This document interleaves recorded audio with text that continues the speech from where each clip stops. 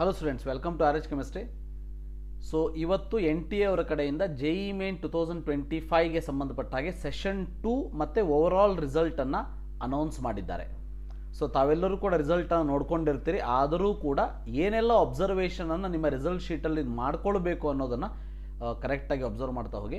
ನೀವು ಮಾಡಬೇಕಾಗಿರೋದಿಷ್ಟು, ನೀವು ಇನ್ನೂ ರಿಸಲ್ಟನ್ನು ನೋಡಿಲ್ಲ ಅಂತಂದರೆ ಸೊ JEEmain.NTA.nic.in ವೆಬ್ಸೈಟಿಗೆ ಹೋಗಿಬಿಟ್ಟು ಫೈನಲ್ ರಿಸಲ್ಟ್ ಅಂತ ಕ್ಲಿಕ್ ಮಾಡಿ. ಸೊ ಅದನ್ನು ಕ್ಲಿಕ್ ಮಾಡಿದ ಮೇಲೆ ಇಲ್ಲಿ ಅಪ್ಲಿಕೇಶನ್ ನಂಬರು, ಪಾಸ್ವರ್ಡು ಕೇಳ್ತದೆ. ಕ್ಯಾಪ್ಚಾವನ್ನು ಎಂಟರ್ ಮಾಡಿದರೆ ನಿಮಗೆ ರಿಸಲ್ಟ್ ಶೀಟ್ ಬರ್ತದೆ.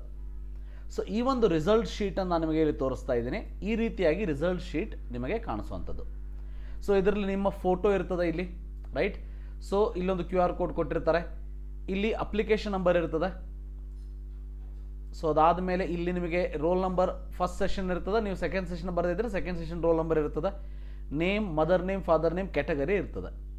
ಸೊ ಇಲ್ಲಿ ಕೆಳಗಡೆ ನಿಮಗೆ ನೋಡ್ಬೋದು ಫಸ್ಟ್ ಸೆಷನ್ನಿನ ರಿಸಲ್ಟನ್ನು ಕೊಟ್ಟಿದ್ದಾರೆ, ಸೆಕೆಂಡ್ ಸೆಷನ್ನಿನ ರಿಸಲ್ಟನ್ನು ಕೊಟ್ಟಿದ್ದಾರೆ. ಸೊ ಇವೆರಡರಲ್ಲಿ ಬೆಸ್ಟ್ ಆಫ್ 2 ಫೈನಲ್ ರಿಸಲ್ಟನ್ನು ಕೂಡ ಇಲ್ಲಿ ಕೊಟ್ಟಿರ್ತಾರೆ. ಸೊ ಅದರ ಕೆಳಗಡೆ ನಿಮಗೆ ಇಂಪಾರ್ಟೆಂಟಾಗಿ ಕಟ್ ಆಫನ್ನು ರಿಲೀಸ್ ಮಾಡಿದ್ದಾರೆ. ಇಲ್ಲಿ ನಿಮ್ಮ ಒಂದು ರ್ಯಾಂಕನ್ನು ನೋಡ್ಬೋದು. CRL ಅಂತಂದರೆ general merit rank, general EWS ರ್ಯಾಂಕನ್ನು ಕೂಡ ನೋಡ್ಬೋದು. ಸೊ ಇದೇ ರೀತಿ ನಿಮಗೆ SC ST ಇದ್ದರೆ ಆ ರೀತಿ ಎಲ್ಲ ರ್ಯಾಂಕ್ ಬರ್ತದೆ. ಬಟ್ ಇಲ್ಲಿ ಕೆಳಗಡೆ ಕ್ಯಾಟಗರಿ ವೈಸ್ ಕಟ್ ಆಫನ್ನು ಏನು ಕೊಟ್ಟಿದ್ದಾರೆ ಕರೆಕ್ಟಾಗಿ ನೋಡಿ. ಕಾಮನ್ ರ್ಯಾಂಕ್ ಲಿಸ್ಟ್ ಅಂದರೆ ಜನರಲ್ ಇರುವಂಥ ವಿದ್ಯಾರ್ಥಿಗಳಿಗೆ 93.10 is the final cut off. ಅಂದರೆ 93.10ಕ್ಕಿಂತ ಮೇಲೆ ನೀವೇನಾದರೂ ಸ್ಕೋರ್ ಮಾಡಿದರೆ you are eligible to write JEE advance examination. ಅದೇ ರೀತಿ ಜನರಲ್ EWSಗೆ 80.38 ಇದೆ, OBC NCLಗೆ 79.43 ಇದೆ, SCಗೆ 61.15 ಇದೆ, STಗೆ 47.9 ಇದೆ, PWDಗೆ ಅದು ನೀವು ಎಷ್ಟು ತೆಗೆದರೂ ಕೂಡ ಅಲೋವ್ ಇದೆ. ಈ ರೀತಿಯಾಗಿ ಕ್ಯಾಟಗರಿ ವಿತ್ ಯಾವ್ಯಾವ ಕ್ಯಾಟಗರಿಗೆ ಎಷ್ಟು ಕಟ್ ಆಫ್ ಸ್ಕೋರ್ ಇದೆ ಅನ್ನೋದನ್ನು ಕೂಡ ಕೊಟ್ಟಿರುವಂಥದ್ದು. ಇದನ್ನು ಕೂಡ ನೀವು ನೋಡ್ಕೊಳ್ಬೋದು. ಇದಾದಮೇಲೆ ಮೇನ್ ಆಗಿ ನೀವೇನು ಅಬ್ಸರ್ವ್ ಮಾಡಬೇಕು ಅಂತ ಅಂದರೆ, ಸೊ ಇಲ್ಲಿ ರಿಮಾರ್ಕ್ಸ್ ಅನ್ನೋವಂಥಲ್ಲಿ ನೀವು ಎಲಿಜಿಬಲ್ ಇದ್ದೀರೋ ಇಲ್ವೋ ಅಂತ.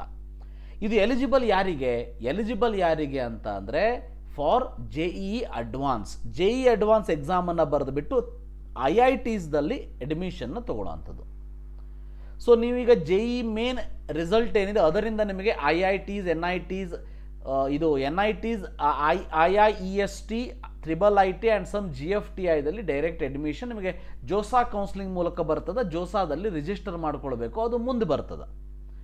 ನೀವಿನ್ನು JEE ಅಡ್ವಾನ್ಸಿಗೆ ಇದೇನಾದರೂ ಎಲಿಜಿಬಲ್ ಅಂತ ಇದ್ದರೆ you can register online at this particular website. JEE ಅಡ್ವಾನ್ಸ್ ಅಂದರೆ JEEadv.nic.in ವೆಬ್ಸೈಟಲ್ಲಿ you can go for it, ಅಂದರೆ ಅದನ್ನು ನೀವು ರಿಜಿಸ್ಟರ್ ಮಾಡ್ಕೊಳ್ಬೋದು.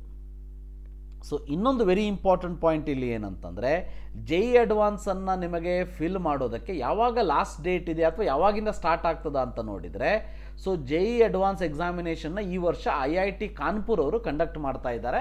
ಸೊ ಅವರ ಒಂದು ವೆಬ್ಸೈಟಲ್ಲೂ ಕೂಡ ನೀವು ಚೆಕ್ ಮಾಡ್ಬೋದು. ಸೊ ಇಲ್ಲಿ ನೋಡ್ಬೋದು online registration for JEE advance 2025 is starting from April 23, 2025. April 23ದಿಂದ ಸ್ಟಾರ್ಟ್ ಆಗ್ತದೆ. ಸೊ May 2ವರೆಗೆ ಇರುವಂಥದ್ದು, ಫ್ರೈಡೇ May 2ವರೆಗೆ ಇರುವಂಥದ್ದು, ರೈಟ್. ವೆಡ್ನೆಸ್ಡೇ.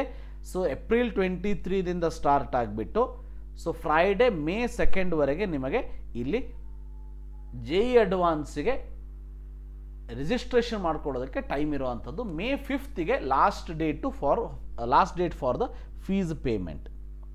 ಸೊ ಇದನ್ನು ನೀವು ಮಾಡ್ಕೊಳ್ಬೋದು. ಸೊ ಇದು ಇಂಪಾರ್ಟೆಂಟ್ ಇನ್ಫಾರ್ಮೇಷನ್ JEE ಮೇನ್ಸ್ ರಿಸಲ್ಟಿಗೆ ಸಂಬಂಧಪಟ್ಟ ಹಾಗೆ, ರೈಟ್. ಸೊ ನಿಮ್ಮ JEE ಮೇನ್ಸ್ ರಿಸಲ್ಟನ್ನು ನೋಡ್ಕೊಳ್ಳಿ. ಅದರಲ್ಲಿ ನೀವು ಎಲಿಜಿಬಲ್ ಇದ್ದರೆ JEE ಅಡ್ವಾನ್ಸಿಗೆ ಬೇಕಂದರೆ ರಿಜಿಸ್ಟ್ರೇಷನ್ ಮಾಡ್ಕೊಳ್ಬೋದು. ಸೊ ಇದಿಷ್ಟು information. Thank you. Have a nice day.